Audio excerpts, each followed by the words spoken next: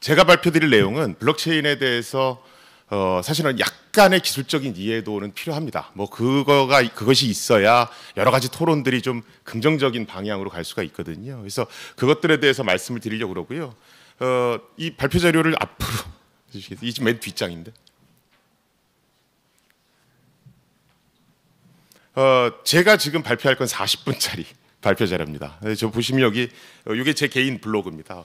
crypto.kr 뭐 이렇게 되어 있는데 여기 가시면 20분짜리 그다음에 네이버에서 했던 90분짜리 뭐 다 올라가 있습니다. 그래서 만약에 기술적으로 좀 뎁스 있는 걸 보시고 싶으시다 그러면 여기 들어가시면 이제 저 네이버에서 했던 90분짜리 강의 자료가 있어서 그걸 참고하시면 되겠고요. 블록체인 뭐 그러면 많이 나오는 얘기들이 뭐 이런 겁니다. 해킹 당하지 않는다. 중앙에 신뢰 기관이 없다. 프라이버시가 지켜진다. 그 다음에 어떤 거래가 있을 때 그걸 끝까지 추적해서 어떤 것들을 할 수 있다. 뭐 이런 얘기들이 많이 돌아다니고 있지요. 제가 이제 이번 시간에 말씀드릴 것들은 과연 그럼 이런 얘기들이 맞는 건가 틀린 건가 이런 것들이 만약에 틀리다라면 해결하기 위해서 어떤 것들을 하고 있는가 이런 것들을 일단 간략하게 소개를 해드리려고 합니다. 뭐 디지털 화폐냐, 뭐 가상 화폐냐, 암호 화폐냐, 뭐 IMF에서 이렇게 정의 내린 것들이 있습니다. 근데 그것 자체가 그닥 기술을 얘기하는데 큰 어떤 의미가 있다고는 생각지 않아서 저는 그냥 암호 화폐라는 용어로 통일하도록 하겠습니다. 아마 어떤 용어가 더 옳은 것이냐 하는 것에서는 뒷부분에 가서도 계속해서 얘가 나오는 걸로 제가 알고 있기 때문에요. 자, 비트코인이 뭐냐? 그럼 비트코인을 처음 제시했던 논문은 바로 이 논문입니다. 사토시 나카모토라고 그러는 저 사람이 실존하는 인물인지 아니면 개인을 뜻하는지 그룹을 뜻하는지는 알려져 있지 않습니다. 근데 2008년도에 피어투피어 일렉트로닉 캐시 시스템 해서 비트코인이라는 이름으로 논문을 발표했고요. 바로 그 다음 해, 그러니까 2008년 10월에 이 논문이 발표되고 그 다음 해에 이제 오픈 소스로 만들어진 비트코인 시스템이 이제 돌아가기 시작을 합니다.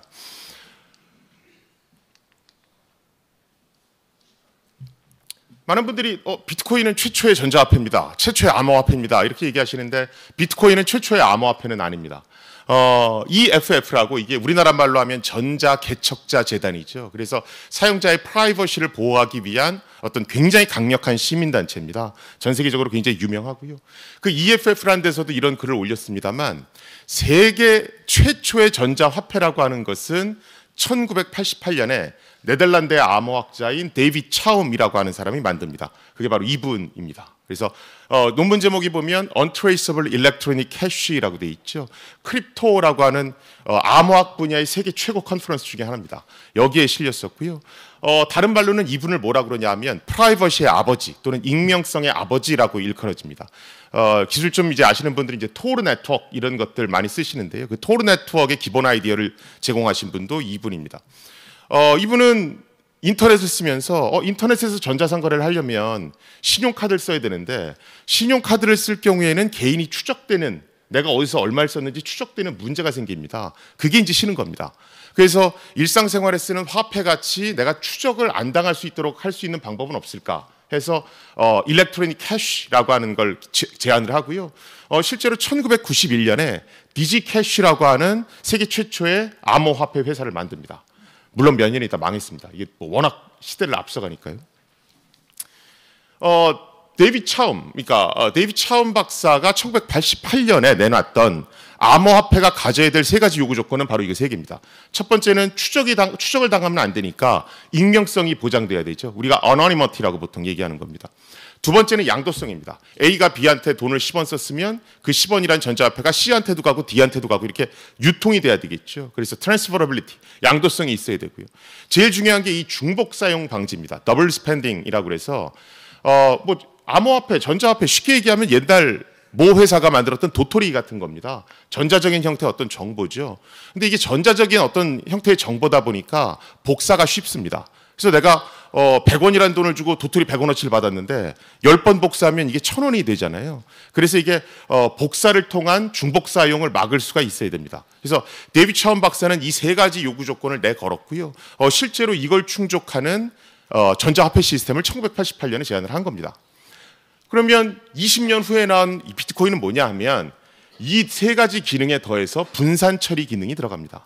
그래서 여러분들이 위키피디아 같은 데 보시면 비트코인은 세계 최초의 탈중앙화된, 즉 분산 처리된 디지털 커런시다 보통 이렇게 얘기하고 있습니다.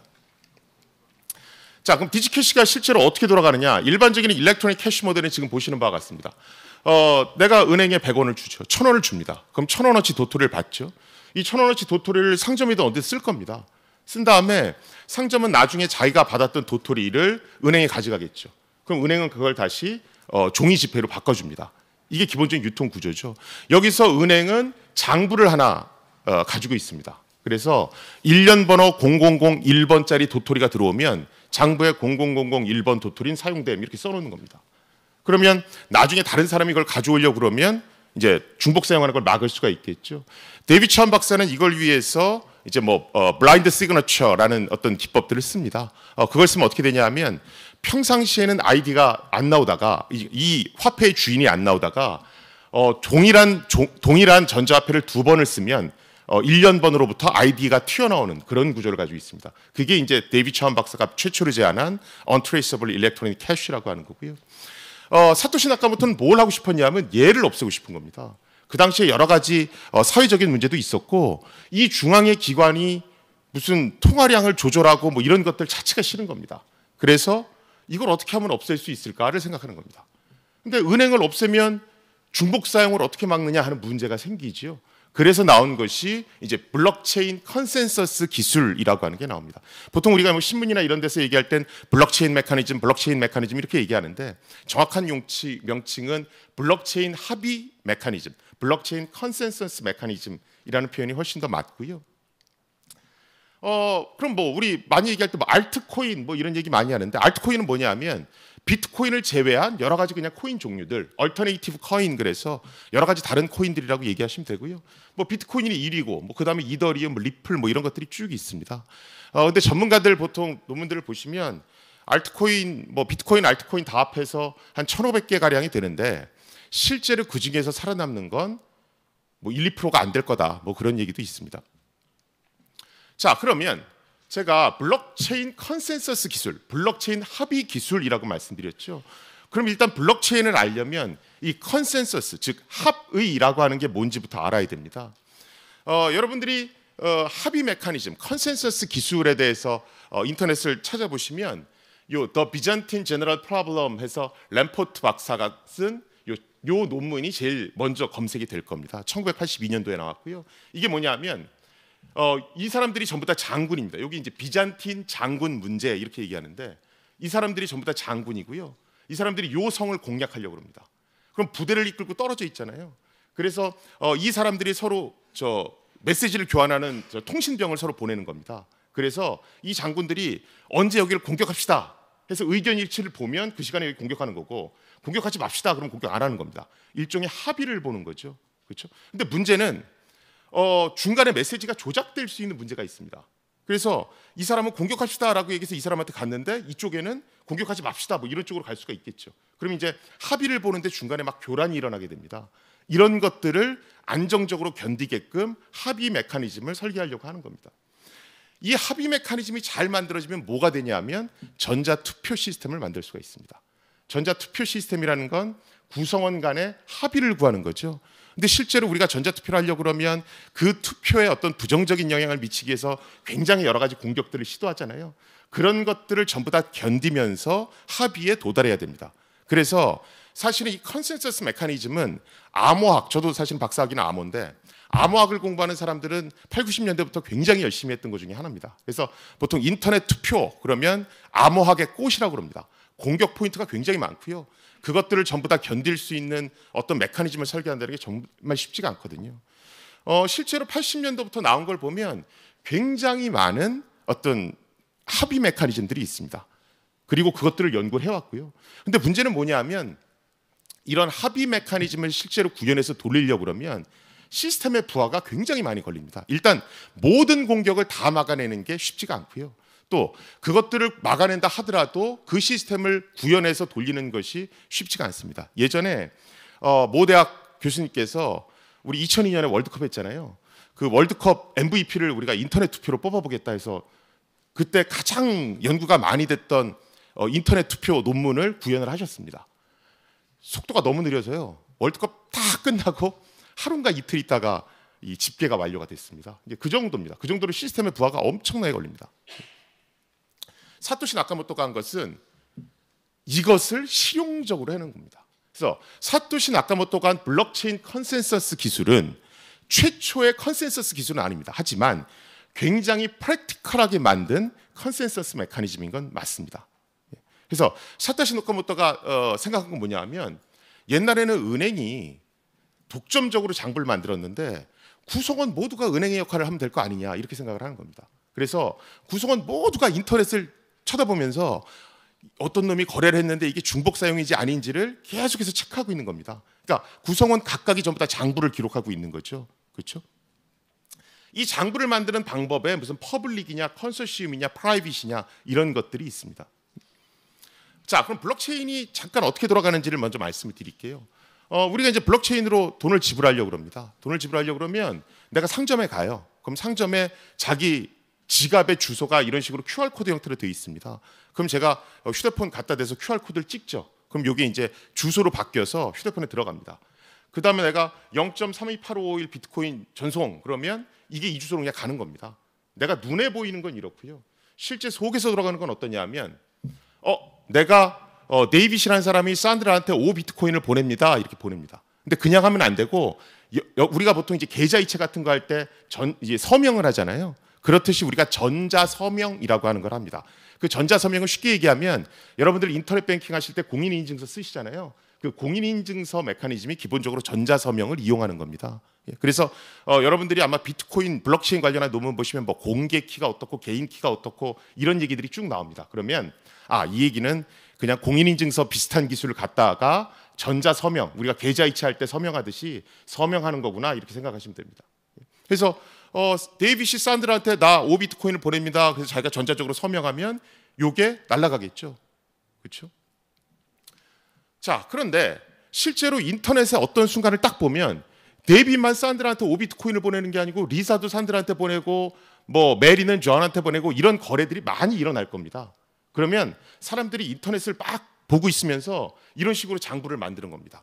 리사는 산드라한테 7비트코인을 보냈고 메리는 존한테 10비트코인을 보냈고 이런 식으로 만드는 거죠. 그래서 이 장부들을 차곡차곡 쌓아놓는 겁니다. 자, 우리가 블록체인 그럴 때 블록은 바로 이 장부를 의미합니다.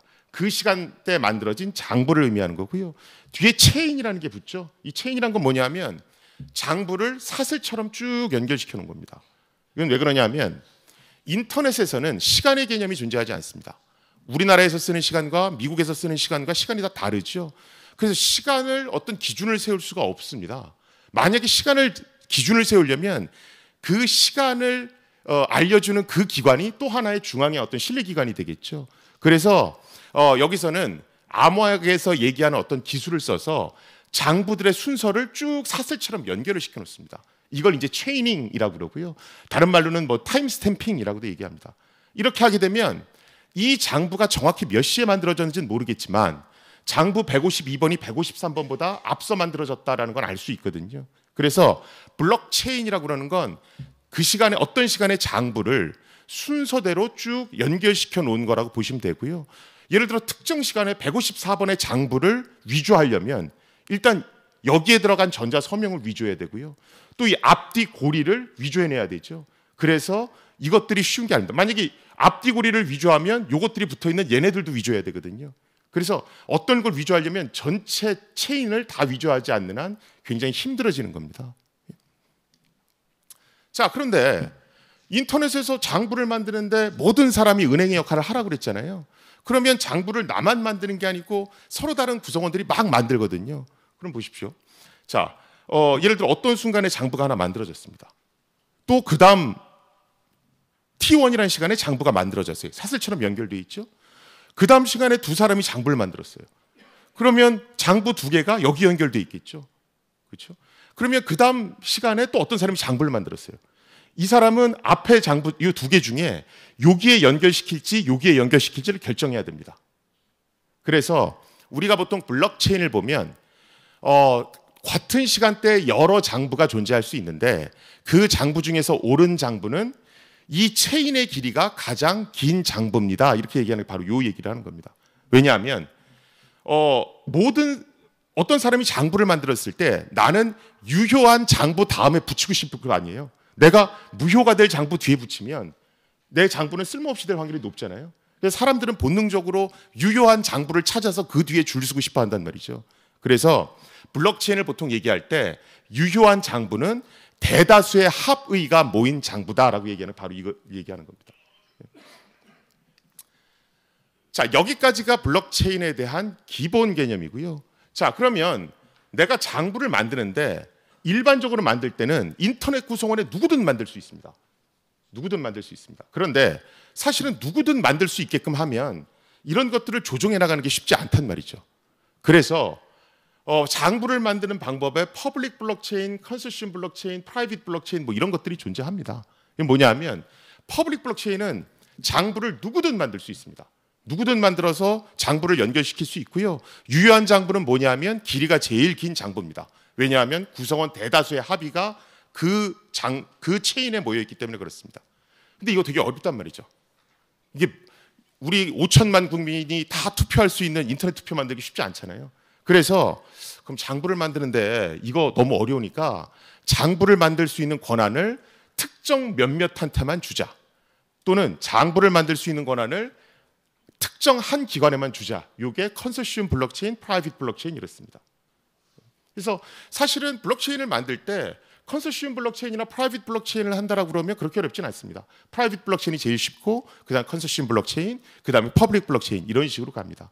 그래서 실제 퍼블릭 블록체인을 완벽하게 구현할 수 있느냐? 기술적으로 불가능합니다. 기술적으로 넘어야 될 난제들이 굉장히 많습니다. 근데 요새 대부분 구현돼서 시장에서 이렇게 선을 보이고 이런 것들은 컨소시엄 또는 프라이빗 블록체인이라고 보시면 되겠습니다. 자, 그러면 퍼블릭 블록체인, 컨소시엄 블록체인, 프라이빗 블록체인을 만드는데 여기에 들어가는 핵심 기술이 뭐냐? 그럼 여기 뭐 POW, POS, 뭐 디포스 어쩌고저쩌고 것들이 있는데요. 이걸 다 설명할 수는 없고요. 우리가 보통 블록체인 얘기할 때 지분 증명 또는 채굴 이런 얘기를 하잖아요. 그것과 관련된 게 요 맨 앞에 보시면 요겁니다. POW라고 하는 거고요. 바로 요겁니다. 우리가 Proof of Work이라고 그래서 요걸 얘기하는 거고요. 요게 실제로 비트코인에 사용됩니다. 요걸 이제 제가 말씀을 드리겠습니다. 우리가 POW는 Proof of Work, 그래서 작업 증명이라고 합니다. 작업을 하고 그 일을 했다는 걸 증명하면 합당한 리워드를 줄게, 돈을 줄게 이렇게 얘기하는 거고요. 이걸 다른 말로 뭐 마이닝한다, 채굴한다 이렇게 얘기를 하는 겁니다. 자, 제가 아까 장부를 만드는데 유효한 장부는 길이가 제일 긴 장부라고 말씀드렸죠. 그래서 이 뒤에 쭉 이렇게 붙여야 된다라고 얘기를 했습니다. 그렇죠? 장부는 모든 사람이 만들 수 있죠. 그런데 여러분들이 인터넷에 잘 보시면 요새 뭐 댓글 문제다, 뭐 이런 거 여러 가지가 있잖아요. 그런데 인터넷에 보면 평판도라는 게 있습니다. 예를 들어 페이스북 보면 좋아요 누르잖아요. 그렇죠? 근데 이 좋아요 눌러요 수치를 사실 조정할 수가 있습니다. 내가 아이디를 여러 개 등록하는 겁니다. 그래서 특정 글에 몰표를 주면 좋아요 수를 단기간 내에 올릴 수 있죠. 블록체인도 똑같은 문제가 존재합니다. 해커가 하나 있어서 허위 계정을 여러 개 만드는 겁니다. 이게서 다른 계정 갖고 블록을 만든 다음에 이걸 뒤에 갖다 그냥 쭉 붙이는 겁니다. 이러면 단시간 안에 길이가 긴 장부를 만들 수가 있죠. 이 얘기는 뭐냐면 내가 장부를 위변조할 수 있다는 얘기입니다. 그래서 사토시 나카모토는 이 허위 계정을 만들어서 평판도를 조작하는 문제를 막을 필요가 있겠는데 라는 생각을 하는 겁니다. 그래서 암호 퍼즐이라는 걸 하나 만들자. 그래서 퍼즐을 넣어서 장부 하나 만들 때마다 이 퍼즐을 풀었다는 걸 증명하려는 겁니다. 이때 이 퍼즐의 특성은 맞추기는 어려운데 제대로 맞췄는지 확인하는 건 굉장히 빠른 시간 안에 이루어져야 됩니다. 우리가 일반적으로 쓰는 퍼즐이 그렇죠. 자, 그러면 어떻게 되냐 하면 공격자가, 해커가 혼자서 허위 계정 3개 만들어서 퍼즐 3개를 하려면 이거 3개 다 풀어야 되죠. 근데 만약에 인터넷 구성원 3명이 장부 3개 만들려고 그러면 한 명당 퍼즐 하나씩 만들면 되잖아요. 그러니까 훨씬 쉽게 만들 수가 있는 겁니다. 그러니까 시간 지연이 안 생기죠. 그래서 이 작업 증명을 통과한 경우에만 장부를 등록할 수 있도록 해주는 겁니다. 그래서 사토시 나카모토는 어떻게 했냐면 너희들 열심히 눈에 불을 켜고 매 시간 정해진 시간마다 장부를 만들어. 옳은 장부를 만들고 그 장부를 만들 때 그냥 하면 안 되니까 퍼즐 하나씩 풀어. 그러면 그 퍼즐을 옳은 장부를 만들고 그 퍼즐을 제일 먼저 풀어서 1차적으로 제출한 사람한테 내가 보상으로 돈을 줄게 이런 겁니다. 그게 작업 증명입니다. 왜냐하면 그냥 장부를 만들려고 해도 안 하는데 이것까지 풀려고 그러면 하질 않거든요. 또 이 퍼즐의 난이도는 10분의 하나 정도 풀 수 있는 정도의 난이도란 말이죠. 그렇죠? 그러니까 이거 안 한단 말이에요. 그러니까 뭔가 당근을 줘야 자발적으로 뭘 하거든요. 그래서 그 당근으로 내가 비트코인 줄게 이렇게 얘기한 겁니다. 그래서 많은 분들이 블록체인과 가상화폐는 뗄래야 뗄 수 없는 관계인데요. 그게 바로 거기서 나오는 겁니다. 왜냐하면 자발적인 동기부여를 할 수 없기 때문에 그렇습니다. 프라이빗 블록체인이나 컨소시엄은 얘가 다릅니다. 그건 장부를 만드는 사람 자체가 정해져 있기 때문에. 근데 퍼블릭 블록체인으로 오면 얘가 좀 달라진다는 거죠. 인센티브 부여 자체가 안 되기 때문에. 그래서 기술적으로 보면 인센티브 구실을 하는 가상화폐와 블록체인은 기술적으로 보면 분리할 수가 없습니다. 이걸 강제로 분리하려고 그러면 블록체인의 안정성 자체가 떨어진다는 연구 결과는 이미 나와 있습니다. 실제로 이 작업 증명은 블록체인 만들려고 사토시 나카모토가 최초로 만든 건 아니고요. 이미 90년대에 이 드웍이랑 나우라는 사람이 이 개념을 냈습니다. 이 사람이 했던 건 뭐냐면 스팸 메일 막으려고 낸 겁니다. 스팸 메일은 특정한 사람이 불특정 다수한테 메일을 뭐 10,000통, 20,000통 쏘는 거잖아요. 근데 메일 한 통 보낼 때마다 퍼즐을 풀란 얘기입니다. 그럼 대량 발송을 못 할 거잖아요. 그렇죠? 그래서 사실은 스팸 메일 막으려고 작업 증명이라는 개념이 나왔는데 이 사업 모델은 실패했고요. 비트코인 들어와서 이게 이제 성공을 한 겁니다. 실제로 그럼 블록체인 어떻게 생겼느냐? 뭐 이런 식으로 생겼습니다. 뭐 보시면 블록마다 트랜잭션 거래들이 쭉 들어가고 전자서명 한 개 들어가고 내가 이런 뭐 해시함수 비스무리한 어떤 걸 써서 내가 작업 증명했다는 코드가 이런 식으로 들어가게 됩니다. 그래서 이게 이제 쭉 체이닝이 돼서 붙게 되고요. 그런데 사실은 장부를 만들 때마다 돈을 계속 주면 문제가 생깁니다. 인플레이션 문제가 생기죠. 돈이 끊임없이 발행이 되니까요. 그래서 사토시 나카모토는 이게 싫은 겁니다. 그래서 4년마다 장부를 만들 때 주는 보상금이 절반으로 떨어지게끔 설계를 해놨습니다. 그래서 초기에 50비트코인 줬으면 그게 4년 후에는 25비트코인, 12.5 이런 식으로 계속 줄게 되고요. 이게 이제 궁극적으로는 0이 되겠죠. 그래서 대충 계산해 보면 2,100만 개의 비트코인이 나옵니다. 그래서 사토시 나카모토는 어떻게 생각했냐면 비트코인을 이제 다 장부 만들 때마다 주던 인센티브가 다 동이 났어요. 그럼 사람들이 더 이상 장부 안 만들려고 그럴 거 아니에요. 그렇죠? 그래서 그건 어떻게 보존하냐면 장부를 만들 때마다 주던 인센티브가 0이 되면 그다음부터는 우리 신용카드 거래 일어날 때 수수료 떼지 않습니까? 그렇듯이 비트코인 거래 일어날 때마다 수수료 떼서 그거 장부 만드는 사람한테 주자 이렇게 얘기를 한 겁니다. 그래서 나중에는 블록 리워드, 장부 만들 때 주던 인센티브가 트랜잭션 인센티브로 바뀔 거다 이런 식으로 얘기를 하는 거죠. 근데 안타깝게도 2016년에 굉장히 좋은 컨퍼런스에서 사토시 나카모토는 블록에 대한 보상금을 거래 수수료로 대체한다고 그랬는데 이렇게 되는 순간 블록체인의 안정성, 그러니까 스테이빌리티 자체는 떨어진다라는 연구 결과는 이미 나와 있습니다. 그래서 많은 사람들이 비트코인, 그러니까 아까 제가 여러 가지 화폐 중에서 끝까지 살아남는 화폐는 몇 안 될 거라고 그랬죠. 그 끝까지 살아남는 화폐 중에 비트코인이 그 중에 낄 거다라고 생각하는 전문가는 생각보다 그리 많지는 않습니다. 이런 문제 때문에 그렇습니다. 실제로 이런 사이트 가시면 앞으로 시간이 얼마나 지나야 블록 인센티브가 반으로 떨어질까요? 이런 카운트다운 시계도 있습니다. 자, 그다음에 여러분들이 많이 들으시는 게 뭐 소프트 포크, 하드 포크 이런 얘기 많이 들으시잖아요. 이게 뭐냐면 우리가 블록체인이라고 하는 게 합의를 이루는 기술이라고 말씀드렸잖아요. 우리가 어떤 걸 합의를 이루려면 룰이라는 게 필요합니다. 규칙이라는 게 필요하죠. 우리가 투표하려도 규칙이 필요하잖아요. 그렇죠? 그런데 처음에 셋업해놓은 룰, 규칙이 계속해서 안 바뀌고 갈 수가 없습니다. 룰이 개정이 돼야 되거든요. 그 룰이 소폭 개정이 되면 소프트 포크, 대폭 바뀌면 하드 포크가 일어나는 겁니다. 사실은 소프트 포크는 큰 문제가 아닌데 하드 포크가 문제입니다. 이건 대폭 개정이 일어나기 때문에 나는 대폭 개정된 룰을 안 따를래 이런 사람들이 생기거든요. 그러면 이제 블록 장부 자체가 그냥 나눠지는 겁니다. 체인이. 그러면서 또 다른 화폐가 만들어지는 거죠. 그래서 여러분들이 보시면 뭐 비트코인이 있고 비트코인 캐시가 있고 이런 식으로 막 존재하는 게 바로 그래서 그렇습니다. 룰이 다르다는 얘기입니다. 대폭 개정이 일어나서. 자, 여기까지가 블록체인의 어떤 개략적인 얘기고요. 그러면 작업 증명에 기반한 블록체인이 과연 완벽한 기술인가? 어떤 것들을 해결해야 되는가를 말씀드리겠습니다. 우리가 일단 블록체인에서 해결해야 될 게 탈중앙화, 확장성, 합의 이 세 가지라고 보통 얘기를 합니다. 사실 이 세 가지는 서로 연관관계가 있습니다. 먼저 탈중앙화를 보시면 처음에 사토시 나카모토가 비트코인, 블록체인을 만들 때는 모든 사람들이 장부를 만들고 퍼즐을 풀 때 그냥 CPU, 개인용 PC를 쓸 거라고 전제를 했습니다. 그런데 실제 장부를 만들 때마다 막 돈을 주니까 사람들이 CPU보다 더 좋은 장비를 가지려고 한단 말이죠. 우리 골프 칠 때 장비 막 바꾸잖아요. 뭐 똑같습니다. 그래서 결국은 이런 것도 났죠. 삼성이 이제 마이닝, 채굴하는 퍼즐 푸는 전용 칩을 만들어 생산하겠습니다. 이런 것도 났을 정도로 옛날에 CPU가 GPU가 되고 FPGA가 되고 전용 칩 AC까지 오는 겁니다. 자, 근데 이렇게 되면 얘가 좀 달라집니다. 왜냐하면 CPU보다 GPU가, GPU보다 FPGA가, FPGA보다 AC가 비싸거든요. 그럼 비싼 사람이 좋은 장비를 끌어온단 말이죠. 이 얘기는 뭐냐면 돈이 많은 사람이 장부를 만드는데 압도적으로 우위에 있다는 얘기입니다.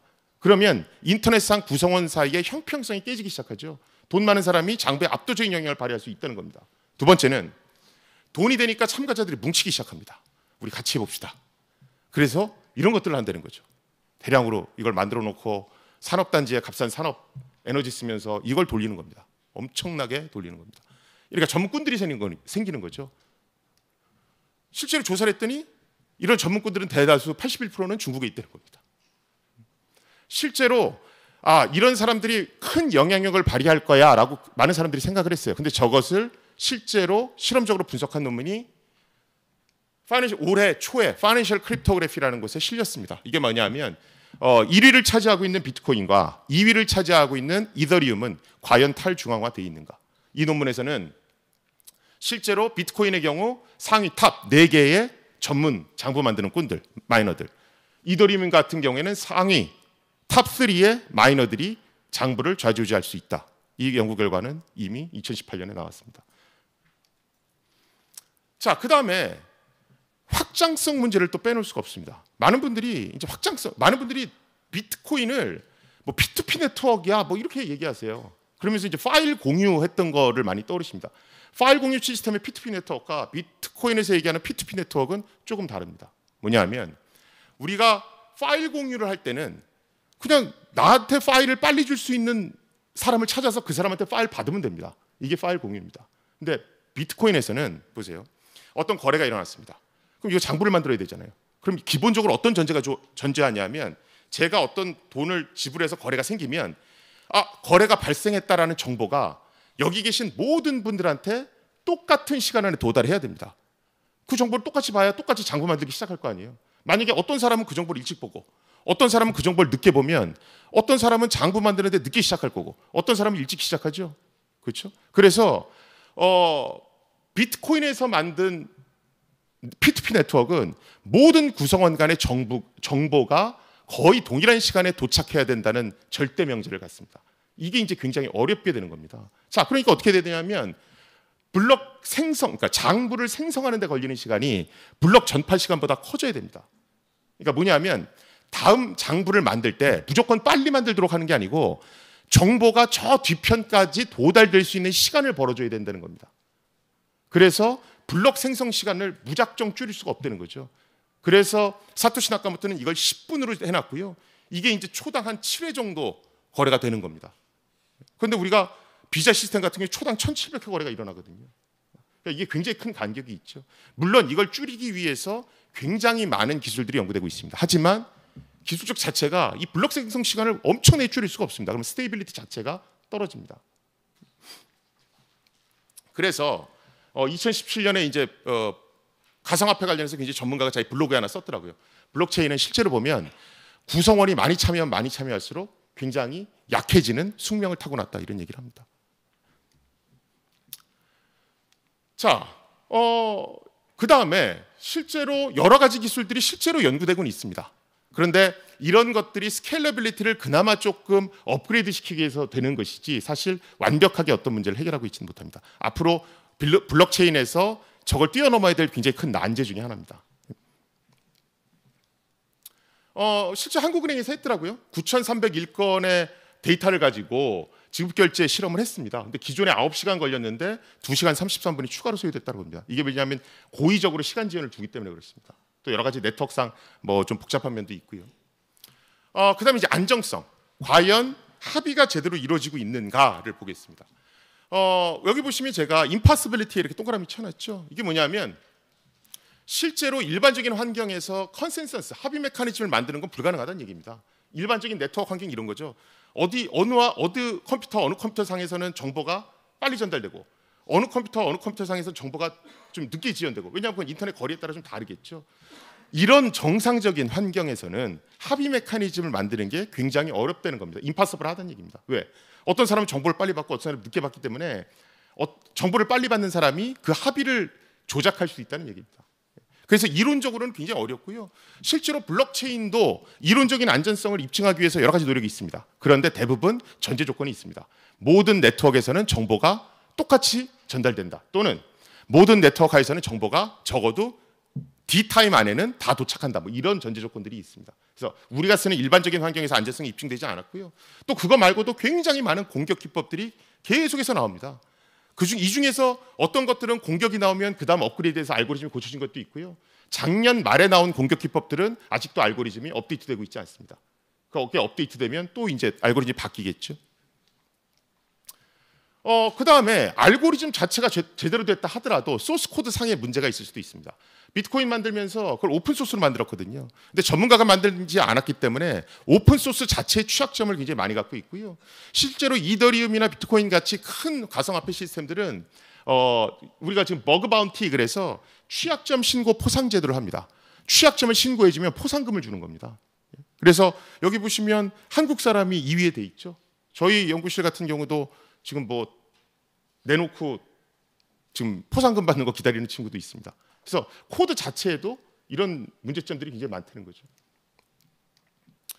뭐 거래소 문제는 뭐 워낙 많이 있으니까 제가 딱히 말씀드리질 않겠습니다.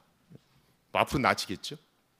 사실 근데 거래소라는 개념은 사토시 나카모토 논문에 자체로 존재하지 않습니다. 사토시 나카모토는 비트코인을 얻는 방법을 채굴을 통해서 얻는 거라고 생각했지 거래소에서 사고 파는 개념으로 생각하지 않았거든요. 왜 그러냐면 거래소를 두는 순간 그 거래소가 또 하나의 중앙기관이 되기 때문에 그렇습니다. 그래서 외국에서는 이 거래소가 비트코인의 초기 정신에 위배된다고 그래서 이 거래소 자체를 분산화시켜서 만드는 것도 연구되고 있습니다. 그런데 사실은 역시나 넘어야 될 난제들이 아직도 산재해 있습니다. 이거는 2018년 올해 1월에 나온 거고요. 이게 이제 모니터리 이코노믹 저널에 실린 건데요. 우리가 이제 그 마운트 곡스라는 일본 거래소가 해킹당해서 파산됐잖아요. 거기 시스템을 분석해 봤더니 단기간 내에 2개월 안에 150불 하던 비트코인이 1000불까지 뛰었다는 겁니다. 그래서 잘 보니까 컴퓨터 한 두세 대 갖고 서로 사고 팔면서 가격을 끌어올린 겁니다. 그래서 우리가 작전 세력 들어가서 주식 가격 조작하듯이 비트코인, 가상화폐도 얼마든지 가격 조작할 수 있다. 이게 바로 그 논문입니다. 그 다음에 많은 분들이 익명성이 보장된다고 많이 얘기하세요. 이게 비트코인에서는 이런 신분증을 요구 안 하거든요. 이런 이상한 주소 같은 것만 씁니다. 그래서 익명성이 보장된다고 얘기하시는데 실제로 연구 결과를 보면 비트코인을 거래하는데 40% 정도 사용자는 추적할 수 있다라고 얘기합니다. 물론 추적 못하는 경우도 있습니다. 뭐 일본에서 거래소가 털렸는데 뭐 털린 코인들의 일련 번호를 다 공개해서 태그를 붙여서 이게 빠져나가는 거, 다른 돈으로 바꾸는 걸 막겠다, 뭐 이런 일이 얼마 전에 있었거든요. 그런데 문제는 뭐냐면 거래소가 문제가 딱 생기고 나서 문제가 된 코인들을 파악해서 그것들의 일련 번호를 공지하기까지 시간이 걸립니다. 그런데 이번에 일본에 해킹당한 거 봤더니 그 일을 하기 전에 3-4시간 안에 이미 환전을 끝냈다는 겁니다. 그래서 환전 끝낸 거는 추적이 불가능한 겁니다. 물론 다 환전한 건 아니지만. 여러 가지 알트코인이 존재한다고 그랬는데요. 실제로 익명성 기능만 굉장히 강화하기 위해서 블록체인도 개량하고 또 그거에 맞는 코인들도 많이 존재합니다. 익명성과 관련해서 최초의 제일 좋은 코인을 꼽아라 그럼 우리가 보통 모네로를 꼽습니다. 가장 익명성은 강화되어 있다는 코인으로 보시면 되고요. 우리가 보통 뭐 북한 애들이 모네로란 가상화폐를 탈취해서 뭐 김일성 대학 어디로 보내더라, 그게 바로 이겁니다. 왜? 익명성이 가장 좋기 때문에 모네로 코인으로 환전을 하든가 모네로 코인을 탈취하는 겁니다. 뭐 이런 얘기 굉장히 많이 남아 있죠. 뭐 우리가 실제로 작업 증명을 해야 되는데 퍼즐을 풀어야 되니까 쓸데없이 뭐 전기 낭비 많이 된다, 뭐 이런 얘기 많이 보셨을 겁니다. 비트코인은 세계 최고의 고객을 확보하고 있는 1위의 암호화폐고요. 2위는 이더리움입니다. 근데 이더리움은 비트코인하고 조금 다릅니다. 이 친구, 그러니까 비탈릭 부테린이라는 친구가 이더리움을 개발했는데요. 이 친구는 이더리움이 뭡니까? 그러면 Distributed Turing Machine with Blockchain Protection 이렇게 얘기합니다. 쉽게 얘기하면 뭐냐면 분산화된 컴퓨터인데 뭐가 보호해주냐면 블록체인 기술로 보호받는다는 얘기입니다. 이걸 다른 말로 뭐라고 그러냐면 월드 컴퓨터라고 얘기합니다. 그래서 얘는 어떤 생각을 했냐면 세상 사람들이 공동으로 이용하는 컴퓨터를 하나 만들고 싶은 겁니다. 그래서 어떤 사람이 나 이 프로그램 돌리고 싶어요. 그래서 그거를 네트워크상에 탁 올립니다. 그럼 사람들이 그거 내가 돌릴게요. 그럼 어떤 사람이 가져가서 돌려요.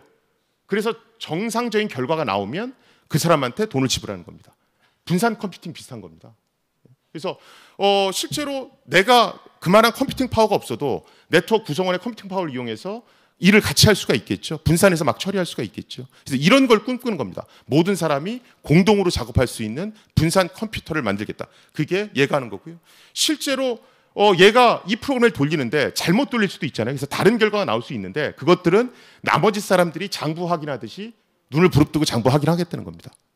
그래서 얘는 이제 월드 컴퓨터라는 모토를 내세우니까 이더리움 같은 경우는 응용 분야가 굉장히 많죠. 이런 겁니다. 이게 이제 크립토 키티 그래서 사실은 이런 캐릭터 모으는 건 굉장히 많잖아요. 근데 우리가 보통 생각할 때 근데 저 캐릭터를 내가 모으긴 모으는데 저 캐릭터 만드는 회사가 없어지면 어떡하지? 나 저 돈 주고 산 건데 다 날아가는 거 아니야? 이 생각을 하시잖아요. 이더리움을 여기서 만들면 중앙에 특정 기관이 없기 때문에 이것들은 블록체인상에서 모든 구성원한테 데이터가 흐트러져 있기 때문에 회사가 없어져도 내가 산 캐릭터는 끝까지 남아 있습니다. 그래서 이게 빅히트를 쳐서 어떤 꽤 재미난 사업 모델이 됐었죠. 하지만 이더리움도 역시 여러 가지 문제들이 있습니다. 그래서 실제로 이더리움 상의 중요한 개념 중에 하나가 이 스마트 컨트랙트라는 개념인데 이런 얼마 전에 나온 것이 이더리움 상의 스마트 컨트랙트에 34,200개의 취약점이 발견됐다. 뭐 이런 걸 하는 겁니다. 실제로 스마트 컨트랙트라고 하는 것의 안정성 검증을 어떻게 할까라는 게 이더리움 상에서 꽤 중요한 연구 분야 중에 하나입니다. 근데 사실 그렇게 많은 논문은 없습니다. 많은 분들이 이거 물으시죠.